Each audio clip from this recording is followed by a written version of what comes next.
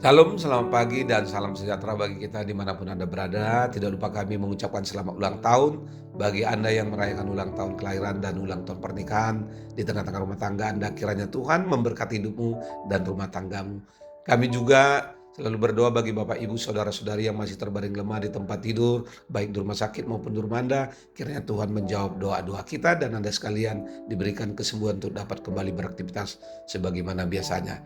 Dan kami juga mau mengucapkan selamat Hari Natal 25 Desember 2025 dan menyongsong tahun baru 1 Januari 2026. Kiranya damai dan sukacita Kristus selalu berdiam dalam hidup kita untuk memasuki tahun anugerah Tuhan di tahun 2026. Tuhan Yesus memberkati. Mari kita mendengarkan firman Tuhan sebelum kita memulai aktivitas dalam satu hari ini yang diambil dari kitab Injil Lukas pasal pertama ayat 69 begini dikatakan. Ia menumbuhkan sebuah tanduk keselamatan bagi kita di dalam keturunan Daud hambanya itu. Demikian firman Tuhan. Saudara-saudari yang terkasih di dalam Tuhan kita Kristus Yesus, kerasnya kehidupan yang dialami terkadang membuat kita merasa Allah telah membawa kita ke lembah keputusasaan dan bahkan terkadang keputusasaan yang kita alami tampaknya seperti tidak akan berlalu dan itu menyebabkan kita merindukan lawatan Allah dalam hidup kita. Dalam nyanyian nubuat Zakaria, kita mendengar suara seorang ayah yang akhirnya mengerti akan kasih setia Tuhan, di mana dia mengatakan dalam pujiannya, "Terpujilah Tuhan Allah Israel." Ungkapan Zakaria ini bukan ditujukan kepada anaknya yang baru lahir, yaitu Yohanes Pembaptis. Namun ini ditujukan kepada seorang yang akan lahir kemudian setelah anaknya, yaitu Tuhan Yesus Kristus Juru Selamat.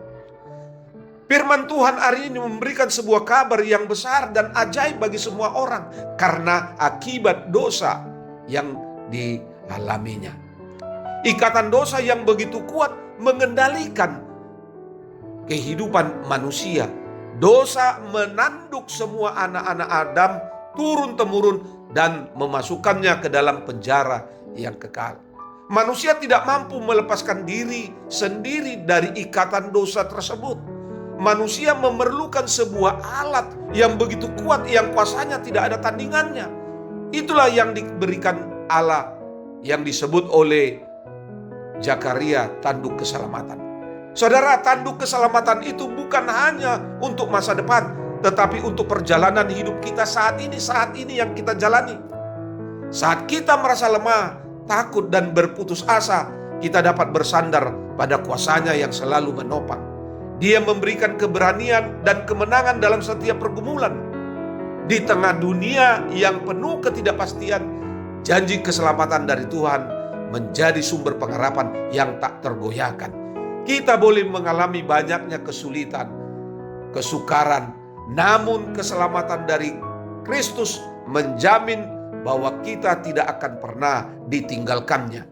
Ia memulai pekerjaan baik dalam hidup kita, akan menyelesaikannya hingga pada akhirnya sebagaimana dikatakan Paulus di dalam Filipi 1 ayat 6. Harapan kita bukan pada keadaan, tetapi kepada Allah yang berkuasa. Saudara-saudari, bagaimana dengan kita? Bagaimana responmu akan sang tanduk keselamatan yang telah disiapkan oleh Allah sejak dari semula untuk kita manusia yang berdosa ini? Percayalah, kalau kita meresponnya dengan sukacita, pasti kita akan lebih bersemangat menyampaikan kabar keselamatan kepada semua orang, baik anak-anak, remaja, orang tua, tanpa melihat suku, budaya, ras dan bahasa, sehingga semua mengalami secara pribadi sang tanduk keselamatan itu, yaitu Yesus Kristus.